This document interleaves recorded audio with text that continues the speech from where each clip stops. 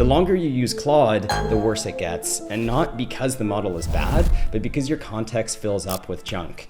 Every single file it reads, every message you send, and every tool it calls eats away at that context window. And of course, when that fills up, Claude starts cutting corners. Here are 12 ways to keep your context sharp. And the first one is shortening up that Claude.md file. Now, it's natural to want to throw in as much context as possible to hope that it does a better job understanding your project. But in this case, less is more. So I have two Claude.md files in front of me, one that's bloated and it comes in at 910 lines. And then I have another Claude.md file where it's 33 lines.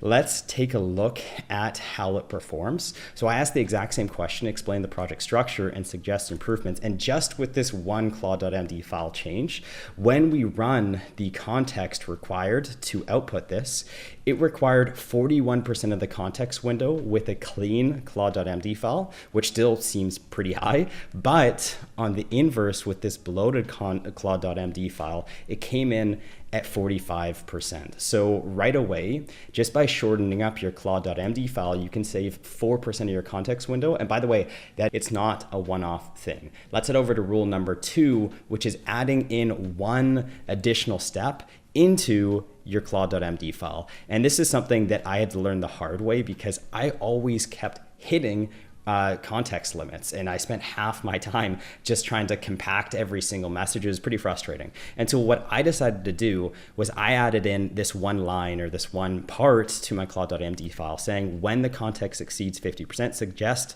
starting a new conversation or using subagents for independent tasks, and essentially provide me with ways that I can reduce the context. When I'm building out projects, I want Claude to actually tell me and work actively towards reducing the context, because as your project expands, like you can see over here, it just gets really bloated. There's a ton of stuff going on. A lot of it's BS and you don't need it. And a great way to avoid that from happening is by getting Claude to work on this for you. So you can see here at this point, this conversation is at 75% context capacity, and then it's going to start recommending solutions for you. So this is a great way to get Claude to do the heavy lifting for you.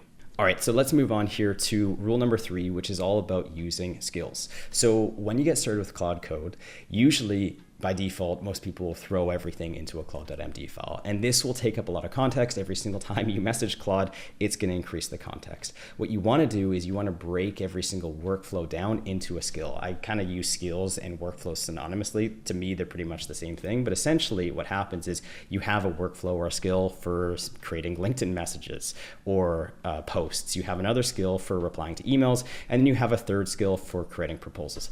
The beautiful thing is you're not cramming everything into the Claude.md file, so you're only using context from this LinkedIn skill if you actually call it to use to create LinkedIn posts, or you only use the email skill if you're creating emails, and so on and so forth. So I have a sample here where I have this analyze bank CSV skill over here, and it's just going through a CSV file that we have. It's going to answer these 10 questions for us, and when we come down here, it's using approximately 27% context because we've gone through, we've perfected the skill. It's asking all the right questions. Now, on the inverse, if you were to not build out a skill and just use a standard Claude.md file and then ask 5 questions at once, and then you're like, oh crap, I have another question, and then I have another question, another question. By the time you're all said and done, it's 45% context window compared to 27%. So this is a great way for you to be able to reduce the context that you're using inside Claude Code. Now, to take it a step further, next we have reference files.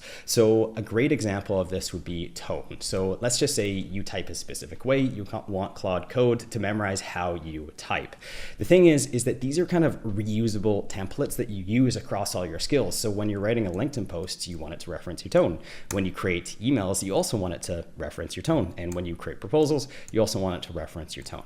And let's say for reference over here, I don't even know what I was saying there, so I'm just going to skip over this, but clearly made a typo I can't recognize. But reference to is banned phrases. So perhaps we only use banned phrases for proposals. The point is that you can create reusable templates that you use over and over and over again. So instead of like before, stacking everything or baking every single one of these reference files into every individual skill. You only reference these individual components when you actually need them, which means that also reduces the amount of context that you're using. So if we take a look at this, I said, hey, I want you to write an email using a particular skill here, and then here's all of the additional files that you could reference if you need to actually pull them up. If not, just skip over them. And what happens is that when you phrase it like this, or when you prompt it like this, you're using way less context than you otherwise would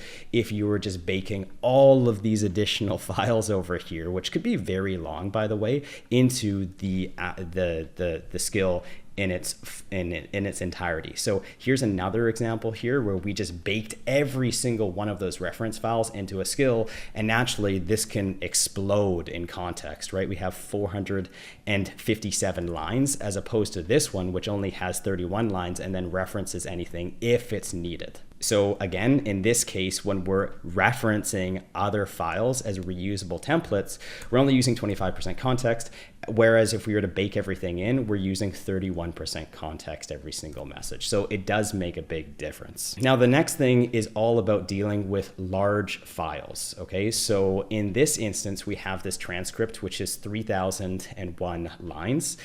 The problem is that if you just throw this into a message here, this is a ton of context that you're going to be eating up. So the play here is when you're asking questions regarding very large files, you don't actually want to include it as a message. What you want to do is include it as a file that it reads, and then you reference that individual file that you created here. And the reason why is because right off the bat, if we were to fire this off, this is going to consume 71% of our context usage. And if we were to just ask it to read that exact file over here where we have this large transcript, instead now it's only going to consume 38% of our context. So that cuts it down substantially by almost half just by referencing a file in our file system over here. Okay, you can see the file right there, as opposed to just dumping it into the chat window like we did above here. Now, probably one of my favorites actually is the fact that if you literally just change the model you're using, this will substantially impact your context. So in this example, I just said, hey, using the haiku model, and literally just by saying, hey, a third of my context, over a third, is already gone. But that's the inverse is actually true, because if we switch over to Opus over here, then we run context, it's 9% just for saying hey. So if you just switch to a better model, you get substantially more context. Now, another great thing is that if you're trying to figure out, hey, like I'm using so much context, what's going on? How can I remove this? You can literally just type in here /context. This is a command inside of Claude Code, and it's going to tell you exactly how you're using your context. So we can see down here the categories, the tokens, and the percentages that we're using for this particular prompt or for this particular chat window so far. And we're going to cover all these things later on, but we can see here there's a ton of space being used for MCP tools. There's a ton of space being used for memory files and skills as well. Now, keep in mind, this is just a very basic conversation where all I did was say hey. And so naturally, as you have way more complicated conversations, there's going to be way more usage that it's going to list here. Now, just one other thing that you can do, if you ever want to reset your context window, you can type in the command clear, and this is literally just going to clear the conversation and start new. This is the exact same as also just hitting this plus button right over here. You can create a new task. So if any point in time your context window is just through the roof, like I've had times where it compacts the conversation and then I'm at like 2% left or 3% left, and so it's like every message I'm sending, it's recompacting. You can always, of course, go ahead and start a new conversation in a new tab. And when I say compact there, let me just kind of back up here and explain. So let's say I have this very long conversation here where I just keep asking questions and Claude Code keeps giving me responses.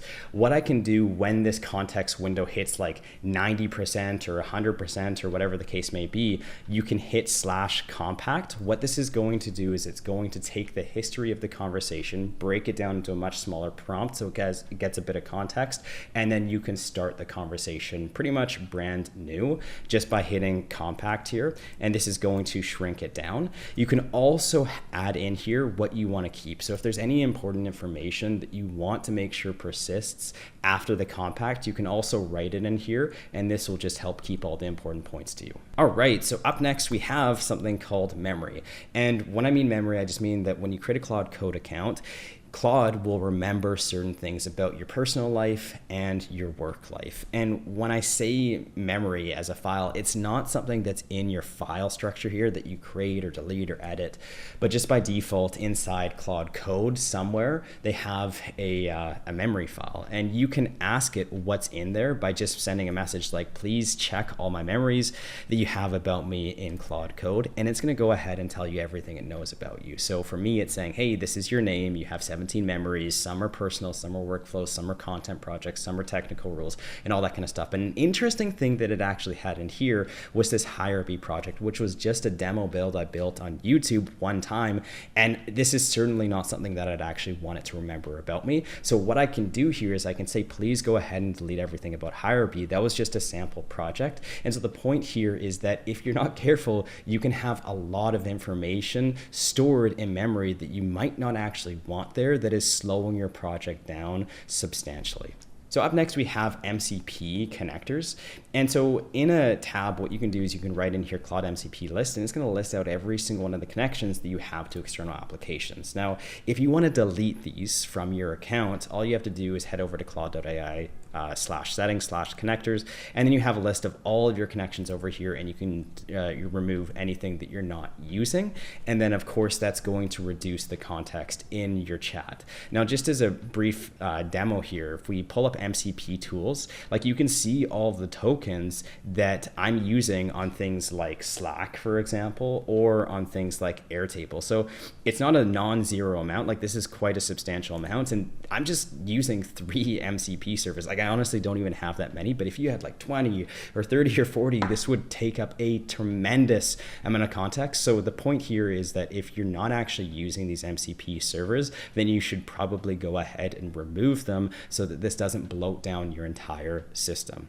Now, the last example here of how you can remove context in this window is by spinning up subagents inside of Claude Code. So I have this demo here, but essentially you might ask Claude to complete a very big task, okay? So in my example, I said, I have all of these junk files, and keep in mind, these are very, well, maybe not this one, but for the most, oh yeah, these are all very large files. Like you can see there's tons of text. This is a binary file. It could be like a picture or a video or whatever the case may be. So I said, hey, I have a huge file over here called junk files. And what I want you to do is use subagents to break this down. I want you to, first of all, extract questions. Second of all, deal with action items, and then the decision making separately. And then I linked to that folder. And so what we're doing here is we're spinning up something called a subagent. So instead of one main thread or conversation handling this task, we're actually going to silo it into 3 different subagents where they all take on a third of the responsibility. So one is going to be dealing with questions, question extraction. Okay, so 33% of the work's going here.